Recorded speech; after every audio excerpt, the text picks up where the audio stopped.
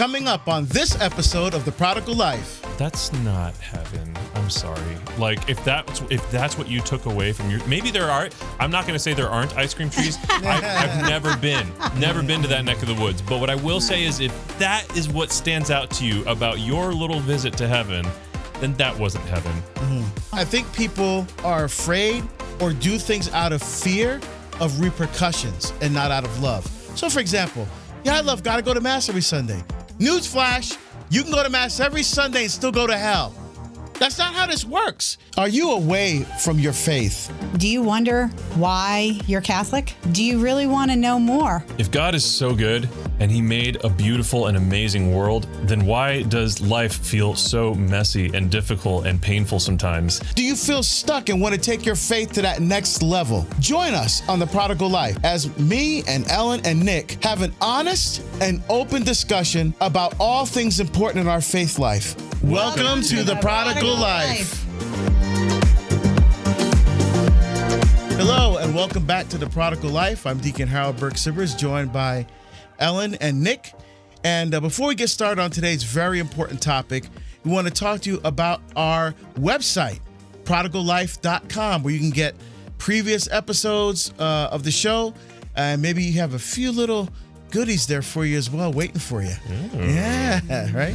And you can also support us on our Patreon page, The Light Bearers We Will Serve, right? Where you can pick a level and support us financially so we can continue to bring you quality content at a very affordable price. and we're going to have some specials and some goodies just for our patrons as well. So thank you for being with us today. All right, and you need to like the Awaken app. You can get it on your computer or your desktop or laptop or tablet or whatever at theawakenapp.io. Also, you can go to your Play Store or your Apple Store and easily download the Awaken Catholic app. It gives you a way to communicate with one another. We have a really awesome messaging app that doesn't crash when the world does, and so that's a good thing. You also are able to get some really great podcasts with a bunch of wonderful hosts. There's prayers and music and just about everything else that you could want to do. And it's 100% Catholic, and we need to support it. Thank you. So what are we talking about today? Oh, we're going to go deep. This is a deep day. We want to talk about, the first thing is going to be what scares you about God. And how do you fear and love God at the same time? Because we're always taught that you're supposed to fear God. You know what I mean? But you got to love him too. And then, sometimes I think if people get afraid of God because they think they're going to be judged, or, you know what I mean? Or they just don't understand the relationship. So we're going to talk a little bit about that and then a bunch of other stuff. Yeah. So the Bible says the fear of the Lord is the beginning of wisdom. Right. And so people think, they hear that and they go, oh, I got to be afraid of God. Or even hear atheists make arguments that, your Bible says that your God has to be afraid. You have to be afraid of God. Right. So God is this big monster, this big ogre that you have to be afraid of. And that's how he elicits love, is through fear. Problem is, that's not the word. The word in Hebrew is yahweh for fear, which means honor, reverence, and respect. See? So it talks about the fear of the Lord. It's a filial fear. Okay. It's the same kind of fear that children have when they don't want to disappoint their parents. They're afraid of disappointing their parents. That fear of, it's not like they're afraid of their parents. They're afraid of disappointing or hurting their parents. Okay. It's that sense. So honor, reverence, and respect for the Lord is the first stage of wisdom. So knowing that, you can definitely fear and love at the same time, right? Correct. Because when you honor, reverence, and respect, that's how you're showing love for God. Correct. Now, that's a different context than what John uses in 1 John 4, about 18 or 19, where he says, perfect love casts out all fear, right? So the word he's using there for fear in Greek actually means like, I'm afraid, that real like fear. The devil type fear. Yeah, so scary fear. I mean, so when you love God, you cast out all fear. So we have to open our hearts to be able to love more than to be afraid. Mm-hmm. Have you ever been scared of God or what that looks like? No, I don't think I've ever been afraid of God at all. Mm-hmm. I think I've been afraid to trust God. Mm-hmm. I think I've been afraid to like we talked about last time, be vulnerable sometimes. I think I'm afraid of what's next. When a decision has to be made, like what decision do I make, or what, so you ask God to be in that space, right? So he can help in that decision-making process. Right. But there is a certain tension. There's a certain fear there of letting go and being able to trust God totally, fully, and completely. Right. Because especially me, with my type A personality, and like I said, my wife already said like OCD or something, right? I mean, I like to control my environment. Right. So that's why I don't drink, and that's why I don't, because those things take you out of control. Right. And I always want to have a feeling like I'm in control, even though I know God's ultimately in control of everything, right. But I want to control those things that I can control, And so it's already hard for me to kind of let go of things. Like when my event coordinator, my new event coordinator, is also booking travel and things like that. And like, no one could do that as good as I can. So, I have to let go and trust this, but she's fantastic. But those are little ways that, it can get like that with God too. We have to let go and be able to trust God, but it's hard to do that because we have to relinquish that control. Yeah, like you take it and then you give it back, and you're like, okay, no, I need it back again. And, oh no, it didn't work out too good. I got to give it back to God. And I think we constantly have that struggle back and forth, between wanting to control our environment and control what we think we're in control of, and then at the same time be like, oh no, I have to trust God because God knows what's best for me, and ultimately God wins. So it's a constant battle. Yeah, and I know of people. One person comes to mind right now in particular that is constantly in their life torn between that tension of knowing that they need to trust God more, but at the same time feeling this compulsion that is very programmed, which is like one of resisting laziness and one of resisting it's almost like this person is competing with the role of being a provider and being productive, and the tension of how much of that is supposed to be us, how much of that is supposed to be God. What does it look like to trust God but still not be lazy? And it seems I'm not describing it as well as I could. This person could do a better job, but I'm just saying I know that people struggle with that idea of of not just trusting that he will step in, but how much of that is supposed to be us. Where does that line get drawn? And I feel like that a few episodes ago I mentioned the analogy of I like to keep my foot on the gas, but let God take the steering wheel. Right. I think that for me the way that plays out is I try not to have a ninja grip on the direction things are going. I try to make sure that wherever the Spirit is ushering things, I'm running full steam ahead and working my butt off to make that come to life in whatever capacity I have to do that, or whatever capacity my role is to be a part of that. Right. But to me, it's that comes down to more of do I have a compulsion for things to go the way that I envision them to, or can I release that to God and just put in the work with wherever He's taking it? Right. No, that's really important. Yeah. Especially when it comes to discernment, is it me or is it God? Because I thought about that leaving my 23-year law enforcement career. Am I leaving this because I want to glorify myself? Mm-hmm. Because first of all, I knew that was the case, because you can't, compared to how much money I was making before and being a Catholic speaker, come on now, no contest there. Yeah. But the thing was, am I doing this? Why am I doing this? Why do I think God is calling me to do this? Is it really from God? And so what you have to do is get out of that headspace. We're trying to logically figure out what the linear progression is going to be, because God writes straight with crooked lines. So you have to get the heart working in there too. So the question should be, am I doing this or discerning this or considering this not because I'm afraid, but because I love God? Mm-hmm. Oh, Is what I'm discerning out of love for God, not of ego? I didn't have a dream that they'd be Deacon Harold, whatever that means. I didn't have a dream, I'm going to be Deacon Harold, I'm going to travel all over the world. The dynamic deacon. Oh, yeah. Hit the pause button on that dynamic. Yeah, whatever.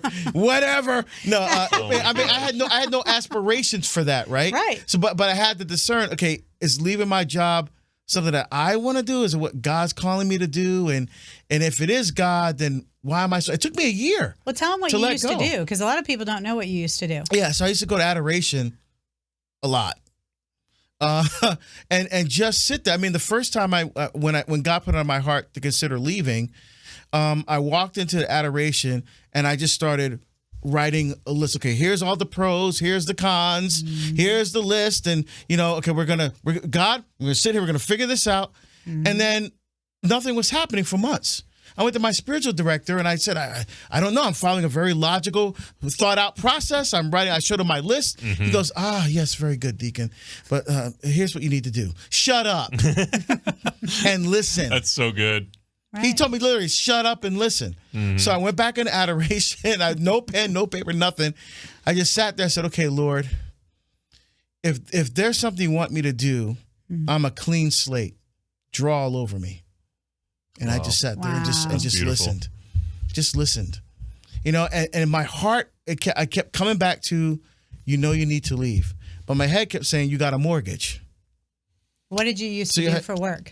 You mentioned it earlier. Yeah, so I was an anti-terrorism specialist. I was a police chief. Jack Bauer. But after 9/11, I trained at FLETC, Federal Law Enforcement Training Center in Quantico, in D.C. area, Virginia.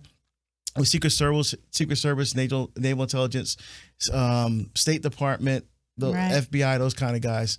And so I used to teach at the police academy and all that. And I had a very good career going. Yeah, that sounds amazing. And I was doing like EWTN, that stuff on the side.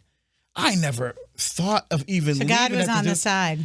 Yeah, God was on the not that God was on the side. The speaking and the stuff was on the side. But the more I kept doing it, the more people kept asking me, "Can you do this? Can you say no? Can you write a book?" And I kept saying no, because I got to go back to work.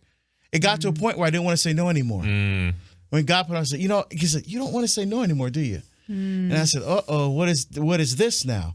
And that's where the fear. The fear of trust. It was fear of trusting God is really what it was. Trusting God. But you're right, Nick. You hit the nail. Yeah, is this me or is this God? How much? Well, some of it is you because you're the one discerning, but you're trying to discern what God wants for you. And God wants for your life, and it's His will being done through you. Because remember, you musicians, right? We're just instruments. God's a musician, and so what we need to be is finely tuned instruments in God's hands. That's good. That's really good. Exactly. And the discernment process took you a year, right? A year before I got the courage to finally leave. But it was really my wife, actually. Yeah, that's beautiful. When I first brought up with her, she was like, "You're going to do what? you know how much money you make? We've got a mortgage. We've got kids in Catholic school." I'm not necessarily going to leave the job. I need to figure out what God wants me to do. She said, what God wants you to do is keep your job. Right? And then after a year, we sat down 2.5 hours at dinner. We went out to dinner. Claire watched the other kids. We went out to dinner 2.5 hours, one of the most serious conversations of our marriage. And after 2.5 hours, she said, you know what? God is calling you to do this. And after all, God's in charge of finances. We should do it. Not you should do it. We should do it. Yeah. And right then, I knew that was God was calling me to do. That's the affirmation from my wife, right? Because remember, therefore a man leaves his father and mother and clings to his wife. After he's Dalbach, and he means to pursue as to overtake. So he pursues for that which, in an earthly way, perfects him, completes him, and complements him. Yeah. And it was her affirmation that I knew that was God was calling me to do. No more fear after that. Just went for it. Isn't it amazing? You took the time to discern whether you were going to be a monk or married. Yeah. And because you listened to God and discerned and spent the time to do that, He led you back through the woman that you chose over becoming a monk. Because it's a beautiful circle. And obviously I didn't have an aspiration to do a worldwide apostolate, which is what's happening now. Right. Because I was for the monastery, but it was that experience of the monastery that gave me everything that I need spiritually to be doing what I'm doing now. Exactly. So God knows what He's doing. He does. He drives the bus. Amen. Yeah, absolutely. How about you, Alan? Oh, scared of God?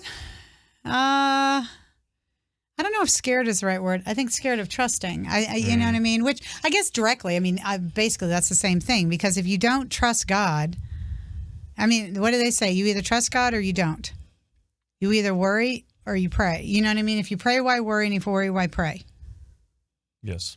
So, and you either trust God or you don't. And I know that's a really big statement because it is a really big statement. But ultimately, when it comes down to it, if you don't, how are you living?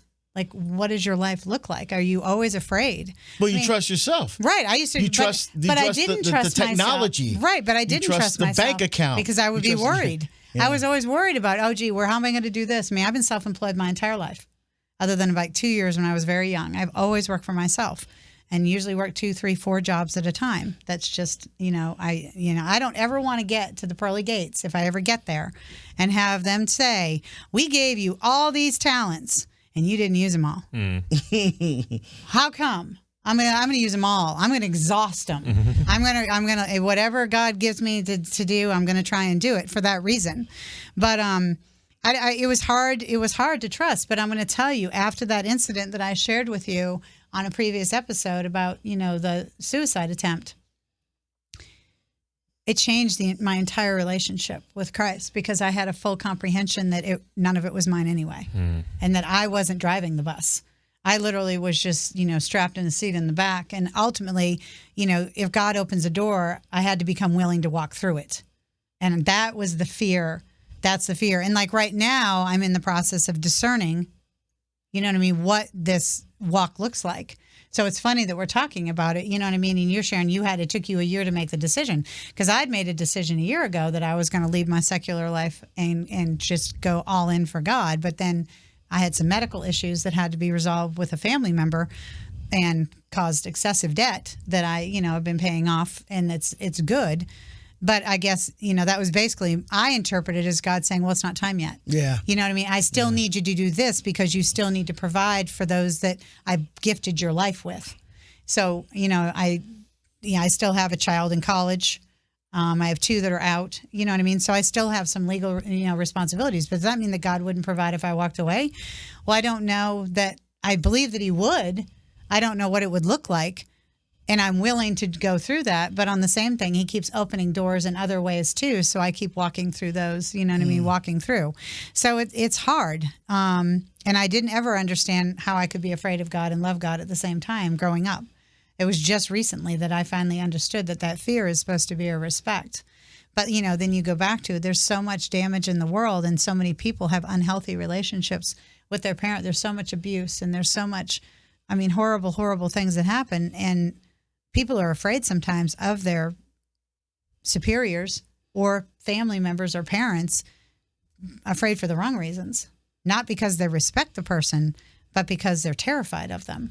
And I think because so many people live in that terror of not knowing one day to the next, that they think, God's just, he's a wrathful God. You know what I mean? He's going to, cast me to hell and do all these other things. And that's not what he wants at all. He wants you to come running back, the prodigal. He wants us to be the prodigal. Well, that's the thing. God doesn't throw anybody into hell. That's right. First of all, hell is real. We gotta say that, because I think people are afraid or do things out of fear of repercussions and not out of love. So, for example, I love God. I go to mass every Sunday. Newsflash: you can go to mass every Sunday and still go to hell. That's not how this works. It's not like what was that movie with the golden ticket? Willy Wonka. Willy Wonka. I got the golden ticket. I can get it. That's not how heaven works. Yeah. It's a relationship of love and intimacy and communion. It's not just do this, wear the scalpel. I'm going to heaven if I wear the scalpel. So if you just wear the scalpel, you have no faith, you're going to go to heaven. You can pray rosary every day. You do it without faith. Faith without works is dead. And works without faith is dead. All it right. works both ways. Yeah. So, or even some, you could have some of both, but if you're still an asshole to, the little kid that sat in the pew you wanted to sit in or something, like you still got some stuff to work out, Yeah, right? Yeah, exactly. We all have stuff to work out. Oh, yeah, we all do. Okay, speak for yourselves, but Nick's perfect, in case you didn't know. So but that's the thing. Jesus talks more about hell than he does about heaven in the Gospels, and he used the imagery of Gehenna. Yeah. Because remember when we, like, for example, in the Creed, and in the Apostles' Creed, we say he descended into hell. It's not it's not the Gehenna that Jesus talked about, the eternal fire where the worm never dies. That's hell. And what they're talking about is Hades in Greek, or Sheol in Hebrew, which is the abode of the dead. So, for example, in Numbers chapter 16, when there was a rebellion against Moses and Aaron, you know, the guy went down, it says he went down alive to Sheol. So he didn't descend into hell. He went down to the abode of the dead, you know. So that's what we're talking about there. But what Jesus talks about, hell, Gehenna, that's the eternal separation from God forever. Which is chosen. Which we choose. So which we choose. So God we doesn't can want love anybody God, to go there. or we could not love God. This is getting it's into free. One of the other questions you asked at the beginning of the episode. You know, do we believe? Do you believe in hell? Do we believe Yeah, in purgatory? and you better believe in hell, because Jesus talked about it more. I mean, he doesn't want us to go there. Yeah. No. So we shouldn't be afraid of hell. We should love God so much that we don't even want to desire hell. We don't want to desire anything that separates us from our relationship with God. Correct. Yeah, and you don't, and I think what I always hear the phrase, you know, you don't want to be a surface believer. You know, you don't want to, you know, just walk the walk, but you're not, you know what I mean? You're talking the talk, but you're not walking the walk. Yeah, you know, so we gotta be you haven't real connected careful your about heart that. and your brain and there's, I mean, because look at from the outside, some Protestants will see Catholicism as ritualistic, as almost hocus pocus. If I wear this scapular, if I wear this miraculous medal, then I'm going to go to heaven. So, okay, that may be true, but it has to. There's a faith reason behind it. Like I'm wearing a crucifix now with a miraculous medal. I'm wearing a image of the miraculous medal underneath my shirt. I ain't gonna open for y'all right now. That ain't gonna happen. You know, the church got enough problems already, bro. Oh my gosh. So it's got a Sacred Heart of Jesus on the other side, right? Wearing those things are sacramentals, which to me is a physical reminder of my commitment and my love for God. But I'm not wearing those things like, if I get into a car accident and I'm immortal, so I'm going to go to heaven because I'm wearing a scapular. No, that's not how it works. Faith. It's faith, and it's the reason why you're wearing those things is because of a deep faith and love for God. Right. It's not faith in the scapular. Right. The scapular because then it becomes what? It becomes a rabbit's foot. Yeah, exactly. Or what's the word for that? You know, like a good luck charm? a good luck charm, but there's another word for superstitious. it. Yeah, superstitious amulet or something, things like that. You put your faith in these things and not what those things represent. Right, exactly. Correct. Yeah. Which is really, really important. Yeah, like my wedding ring, which I happen to not be wearing right now because I'm allergic to it. But anyway, Seriously? Yeah, seriously. But the wedding ring, were you not Nick, and you can wear your wedding ring, your relationship is not like the ring. Your relationship is not reflective of the ring. The ring is reflective of your relationship. Yes. And that's why it's a symbol, right? It's a sacramental at the wedding ceremony. What actually makes the sacrament is the exchange of vows between them. In fact, that's the one sacrament where the priest or the deacon or the bishop doesn't do it. We're there to witness. It's the people that are engaged in the sacrament that are exchanging the sacrament between each other. You know, we're just there as official witness, but the symbol of that is the ring, no beginning, no end. Yeah. Right? Because marriage is till one of you dies. You know? So that's what it represents. But you're right. Wearing the ring itself is not going to make you have a good marriage. Right. Because obviously you'd be in toast right now. You guys would be divorced because you never work. Crap. Oh, my goodness. I messed up. That's so funny. So on the flip side of that question, you know, do you believe in heaven? What does it look like for you? And does heaven scare you? Like the whole concept of it. Like what's heaven like I don't think heaven scares me. It's just like, you know what I think about, like, again, just logical, practical, structured thinker.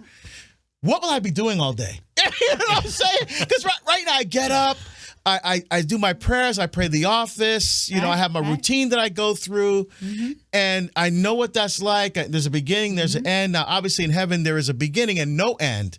So it's everlasting. You see, eternal life is no beginning, no end. That's not us. We have everlasting life. There's a beginning and no end.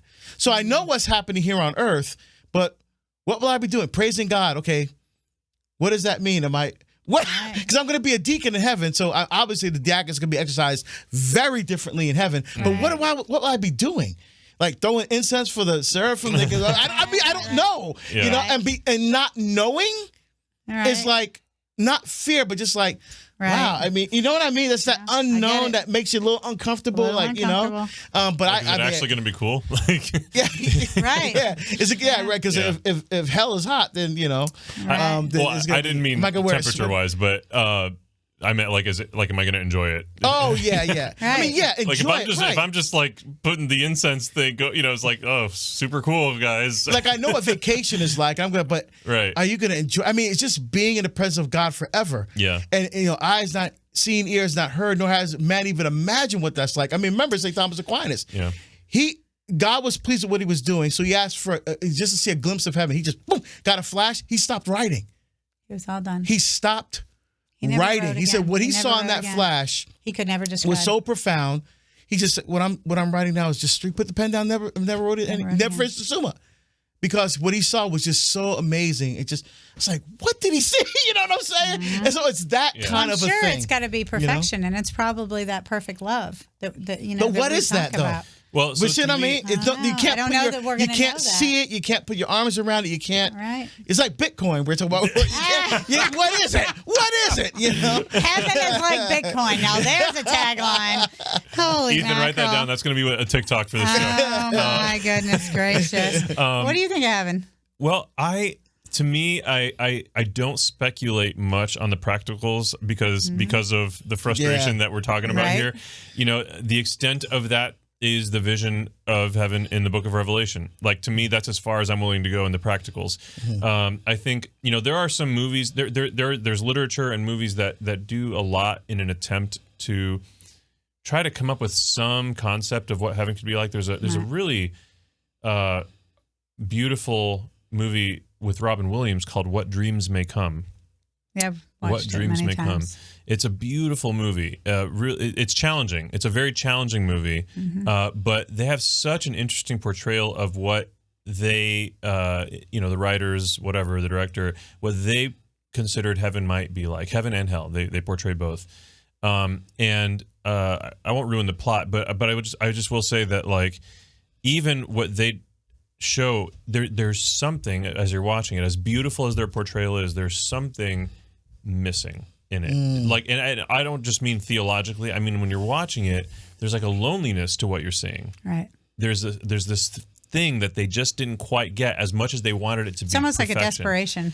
Yeah. And so to me, the missing ingredient is relationship. Now, in their portrayal of heaven, you have your family and loved ones there. So that's not what I mean. To me, the problem is that we get so caught up, you know, in the eschatological, you know, research of the book of Revelation and some of the prophecies and the book of Daniel and you know, and I just think a lot of this comes from an obsession in our Protestant brothers and sisters' spirituality. So many of our Protestant brothers and sisters, their whole spirituality is the end of the world and the rapture, and that's Right. what faith is about. Is the end's coming, the end is this year. You know, a lot of Catholics do that too. But I'm just saying that, like, this culture of this over concern for that.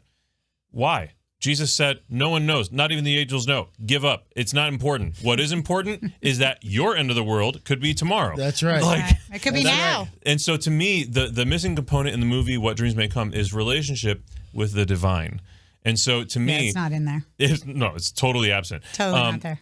And I didn't, when I first fell in love with that movie, as difficult of a movie as it is, yet beautiful, I had no sense, like I had not converted back to Jesus or in the first place at all. But I could still have, there was this loneliness to these portrayals of heaven. And what we do know with certainty is that we will be deeply and profoundly integrated into the divinity of the triune God while maintaining our individuality as individual human beings. So as a human family, in a sense, we are the bride. As one organism, almost, we are all conglomeratively the bride of Christ in the eternal marriage in heaven. We all come together as the bride, right? So we're all one big organism in that sense. But at the same time, we will never not be Nick, Deacon, Ellen, right? Or you have a name too, Harold. But I'm just saying, like, there's something so profound about, like, I've always held that everyone's trying their best to figure this crap out, even the people that are totally off base. you look at, the Mormons, Jehovah's Witnesses, obviously false prophets, whatever. But there's also in the creativity of these false prophets, like they are getting at some really interesting nuggets that a lot of us kind of don't focus on as much, right? So you have a planet for every person and whatever. Yeah. Obviously ridiculous in the specifics, but everyone, there's a room for everyone in the mansion of the Lord, right? Mm-hmm. We all are crowned in our baptisms. We all priest, prophet, and king. And so like there are these little nuances of truth. In the New Age movement, there's this idea that we get integrated into the energy that is the universe. Monism, yeah.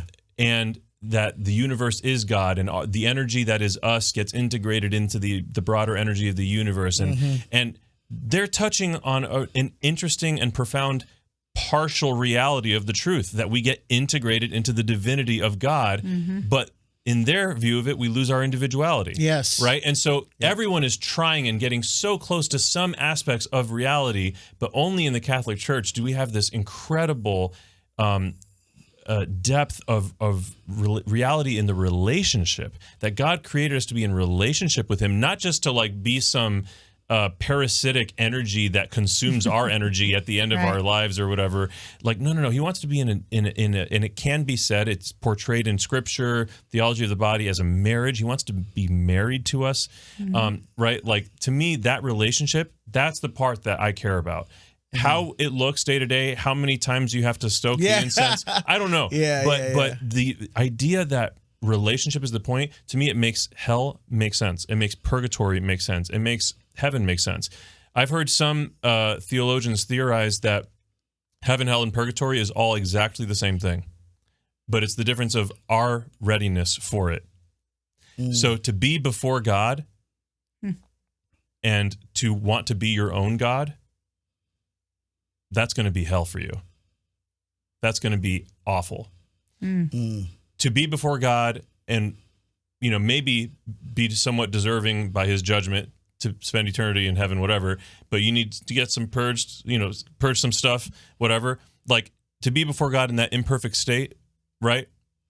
Being before him is going to sear you like the fire is just going to sear you of any imperfections. That's purgatory in this, example of one of the many ways it's been theorized it could be. And then once the heaven category is in play here, like, it's just glory to be in the beatific vision, to be before him and to be with him for eternity in that union.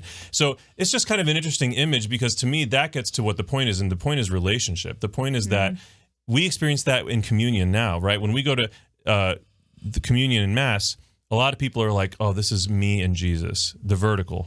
And that's important. Other people, maybe from the 70s, they're focused on, we are together in this communion. It's a very horizontal reality. We're a community and we sing Kumbaya. And that's what they're having when they have communion. But the truth of it is the cross, the vertical and the horizontal, which is that when we are deeply in union with Christ in these, imperfect ways through the Eucharist, because we come into it imperfect, we are both unifying ourselves to him and everyone else in that church at that moment, and anyone else who has ever consumed the Eucharist in all of human history, and anyone that's in heaven. So, you're sitting there in front of the tabernacle or the Blessed Sacrament. Talk to a saint, because they're fully in union with Christ, and Christ is before you. That saint is there too. Or, a loved one that, you have every good reason to think is probably in heaven, or at least headed there, right? So, like, there's a profound relational dynamic that is not hippie, but it's fully integrated in the cross of the vertical and the horizontal. It's heaven here on earth. It's why we can have the experience of heaven and hell here on earth. It's when relationship and the internal, the integration of our beings, like when we sin, we like corrupt ourselves a little bit. We're putting dents and cracks in the foundation of our being, right? And like when we sin and when the people sin around us, we're bringing more and more hell into the world. And the same is true in the inverse. So you asked. Yeah. Wow. Excellent. I was talking with someone once about heaven. And obviously, I just for the record, I don't dwell all day about what I'm going to be doing every day. It just crosses my mind every once in a while. But I was trying to explain it's the fullness of love. It's the fullness of relationship. it's the fullness of pleasure, because all these things that we have are directing us toward our ultimate. Like and he said pleasure. Like he goes. So heaven's like a constant orgasm, and I said no. It's better than that. It's better. Yep. It's better than that. He was like, well, this was someone who's not a believer. Yeah. Right? I was just trying to make a connection with this person, because they believed in the modism that you talked about. You the extinguishing of the self, so at the end of your life, there is no you, become one with the universe. Mm-hmm. And I was trying to explain to him the difference, what heaven is like, you don't lose yourself, you find yourself, you become the fullness of yourself, because you're before God. So I was trying to explain that, and that's what he came up with that example. I said, it's even better. And he was like, whoa. I mean, that, as crude as that example was, no, but it's real. From a real conversation, but that is what made a note with him. Mm-hmm. That is even better than anything that I can experience here on earth. And we have evidence of that in Saint Therese, is it the ecstasy of there's a statue of it in the Vatican, I think, or somewhere in Rome. Are you guys familiar with what I'm talking about? St. Bridget of Sweden had several. No, it was I think it was one of the Theresas or Teresas, or the ecstasy of Ethan. Can you help us out with that one? But basically, I think in the middle of Mass, I think she received communion, and she literally started levitating in Mass and having what could be perceived as an orgasm, but it was it's considered the ecstasy. It's in Rome or in the Vatican, and you see her, and it looks very provocative. Like she is having an orgasm, visually it looks like that, but it's this incredible taste of heaven that she had, and that taste with Christ, taste of the union with God, Christ, in that communion, in that moment. And it's especially if the levitating part was true, there's no getting around. God was giving this as a signpost for all of us, this is where you're headed. Yeah, exactly. It's amazing. Wow. So, and you touched on purgatory, because I think that's probably one of the most misunderstood. A lot of people don't think there's any reference to it in the Bible. They're wrong. And so any guidance there would be appreciated, Deacon. And I guess what, your general understanding of purgatory is, I always say that, I want the golden ticket to purgatory, because it means that someday maybe I'll, get to heaven, because that's the goal. And I believe purgatory is real. That's another thing that I innately always just kind of knew, that there had to be a place to be purified, because I do believe that, your ancestors and other people and the prayers, that can pray for you and actually save people who may otherwise have gone to soul. There's been several saints that have said that, that you'd be surprised who's in heaven and who's in hell and who's in purgatory, because you just wouldn't think so. And I don't, we don't know. It's way above my pay grade. But on the backside of that, I think purgatory is very real. And I pray that it's definitely real, because I think it's my best chance. You know what I mean? To get to see the face of God. And here's why purgatory makes sense. Some of our non-Catholic brothers and sisters teach that, we're like dunghills covered with snow, right? We're sin. Mm-hmm. And what Christ does on the cross in his righteousness covers our sin, so that the Father doesn't see the sin. All he sees is Christ's righteousness covering us. Okay? Here's the problem. Book of Revelation is very, very clear. Sin cannot exist in heaven, nor the idea of committing a sin could exist in heaven. True. So when you get to heaven, the sin that's covered by Christ's righteousness is still there. Well, God can't see it. Then God can't be God then. Because there's something that God can't do? No. So that doesn't make any sense. No. What makes more sense is that you realize that when you die, you still have attachments to things here on earth. Right. And it's like Nick said, it's the love of God that purges us of all those things, those final things that we're still trying to hold on to here on earth, so that we can enjoy the fullness of what we truly, fully realize and desire in heaven. And the best explanation of purgatory is from a little kid. I was speaking at a school, and for my little kids, so I only have one talk for little kids, right? Because listening to God's voice, our parents and our teachers and our priests and deacons, And so the kid was asking about purgatory. He goes, it's like when you wipe your feet before you go into the house. I'm like, yeah. It's the mud room. Yeah, the kid, because you coming from outside. He said, my mommy makes me wipe my feet before I come into the house to get the dirt off. It's like that. I'm like, yeah, it's exactly like that. It's getting rid of all the dirt, all the stuff, so we can be pure Because Book of Revelation, nothing unclean can enter heaven. And the contrast of that with what you were describing with the dunghill that's covered in snow, it's like, we're walking up to a beautiful, pristine home with muddy shoes, muddy pant legs, and instead of taking off those muddy shoes and the pant legs or wiping them or whatever, we instead keep the mud and we just slip into like a hazmat suit or something, and we just walk around for eternity in heaven with all that mud inside of our hazmat. Like, none of it doesn't make sense. Just get rid of it. Be perfect. Be pure. And that's what the book of Revelation calls for. Yeah, and there's allusions that St. Paul talks about fire, burning. You can only enter heaven, but only by fire. You have to be purified and before entering. So there's definitely images. The word purgatory is not used, but then again, the word Bible is not in the Bible. The word Trinity is not in the Bible, and those are those things that we believe in. And came from the Catholic Church. Right, exactly. Well, yeah, but they also say, because I know that it says somewhere in the Bible that if they had written down everything that Jesus had said, and all that he had done, that there would be not enough books in the world. Well, to contain everything. So, we just have a snippet. And thank God for St. Jerome for putting it all together for us. St. Jerome translated the Bible. Translated it, Yeah, but it was put together in the 4th century. Yeah. Right, but St. Jerome, imagine what he had to do to go through that just to try and put it together. Yeah. They were outside putting Christians in with the lions, and he's sitting in the cave trying to translate and get it so that we could have, so we could have it, which is pretty amazing. I think that the most important thing with eschatology, the study of the end times, end things, final things, whatever the term is, I think that we have to get down to, and this is such a huge thing that I harp on, like, what's the practical reason we're talking about this? And why do we practically talk about this? Just to reiterate what I said earlier, like, it's because we can have heaven and hell here now. Mm-hmm. And so what are we going to do? And our actions are good choices or are sad choices. That's what I tell my kids. Our happy choices are sad choices. When we do make sad choices, sad things happen. Happy choices, happy things happen. And so, like, in our own lives, the state of our relationships, whether it's with our spouses, our friends, our siblings, parents, whatever, like, the state of those relationships, that kind of is a factor that will determine how much hell, how much heaven you're going to have in your day-to-day life. Right. What reconciliations need to happen in those relationships.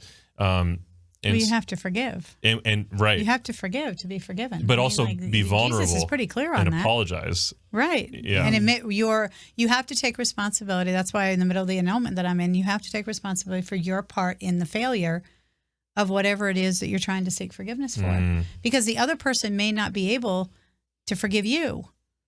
But it still doesn't mean that you don't go after the person to try and, forgive. And you might not be able to make amends. You may not be able to rectify that situation.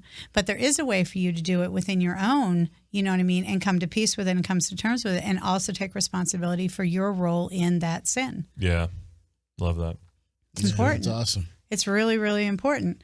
And so this is the good question, because we're coming up on another issue coming here. I'm going to tell you a fun story. Because this is a great question. Why do you want to go to heaven? I have a dear friend of mine who lives in New Jersey.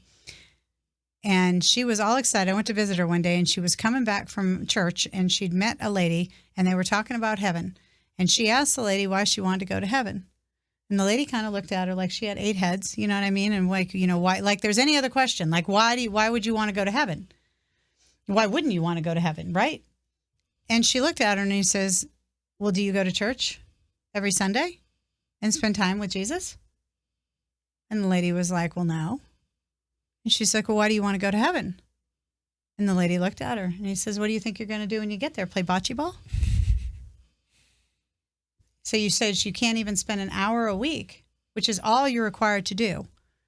Confession once a year, Mass once a week for an hour. Your time, an hour a week of your valuable, precious time is all the Lord asks for. But you want to go to heaven, but you can't give him the time of day on the earth that he gave you and all the gifts that he gave you. It's a good question. Why do you want to go to heaven? Because you're definitely not going to play bocce ball when you get there. Pretty sure on that. Yeah, because you want to be with God forever. Everything that in your life is pointing and directing towards something, toward an ultimate end, an ultimate purpose, an ultimate reason for existing, right. And to be united with that forever. Amen. That's the goal. Yeah. It's it really comes down to the perennial, like, are we going to be the gods or is God going to be the God? Like, to me, so many every other notion of what heaven could be like is so self-serving. The bocce thing, like there was this person that I care about whose grandfather on their deathbed was in the hospital and I guess died for a few minutes or something, came back and said that he had seen heaven and there were ice cream trees and all this bull crap. And I hear this story and I'm just like, that's not heaven. I'm sorry. Like if that's what you took away from maybe there are. I'm not going to say there aren't ice cream trees. I've never been to that neck of the woods. But what I will say is, if that is what stands out to you about your little visit to heaven, then that wasn't heaven. Mm-hmm. Yeah. But it was what you personally wanted. So anyway, we are out of time this episode. We have our lovely Ethan in the studio, and he says time is up. But y'all got to come back next time for another episode. And thank you very much for joining us, and God bless all of you.